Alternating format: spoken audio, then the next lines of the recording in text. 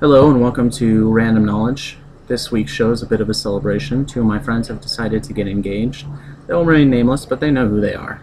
So today I'm talking all about random knowledge about marriage and weddings. Did you know in ancient Greece, if you were a woman and you were married and your father died, you will be immediately divorced and married to your nearest male relative. So watch out for that one. Marriage by consent, simply saying I marry you, you marry me, was legal in Protestant England until 1753 with the passage of Lord Hardwicke's Act, which says a marriage must be officiated by a minister and witnesses.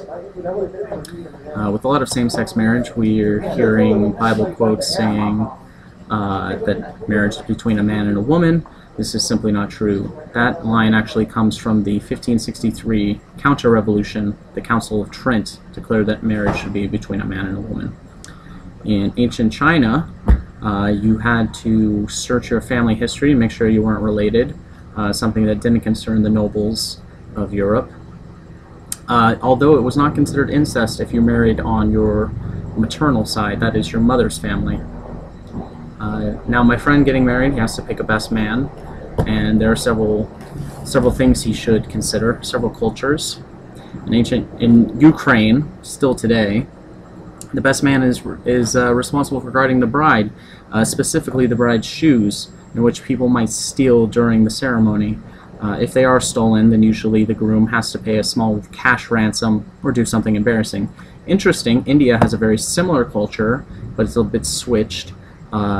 The groom's shoes might be stolen, and the best man is responsible for guarding those. And if they are stolen, of course, the groom, if he can't find them, can pay a small cash ransom.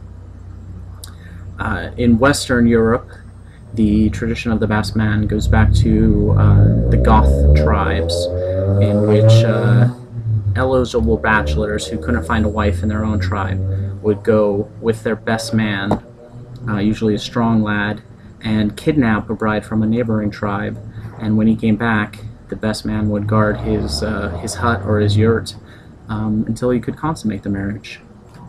So consider that when picking a best man: knowledge of weapons, the ability to kidnap someone. Now my female friend who's getting married, if she should consider wearing white to be traditional, this is actually a tradition started in the 1800s by Queen Victoria. It's a fairly new tradition by historical standards. She wore white at her wedding, and since then it's been kind of seen as a purity or proper, but it's very new. The rings, also the groom's ring, is fairly new. Women have had rings for a number of times, but the groom's ring didn't really appear until the 20th century. Yes. Now my female friend needs to pick a maid of honor.